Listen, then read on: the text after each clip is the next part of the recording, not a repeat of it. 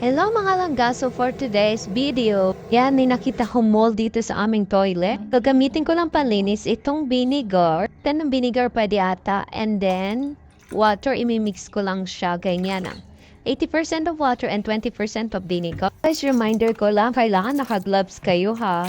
Wala kasing gloves si Mami Jules dito sa bahay, so kaya yan, kinamay ko na. So yan, tinakpo lang ng water with vinegar, yung mold. Then syempre, todo kuskus tayo, pero light kuskus lang naman ginawa ko kasi hindi naman siya talaga mahirap tanggalin. So ayan nga, pag may mga nakakita akong ganyan, hindi ako mapakali at kailangan tanggalin ko talaga siya. Kasi nga, hindi rin maganda yung mold. Kapag namuo na siya at sobrang dami na, it will affect our health, ganon. At hindi rin talaga siya maganda sa kalusugan mga langga. Kaya health is wealth, so kailangan talaga nating gawing malinis yung ating palikuran at ating shower area. Guys, malinis na siya, wala na siyang mold.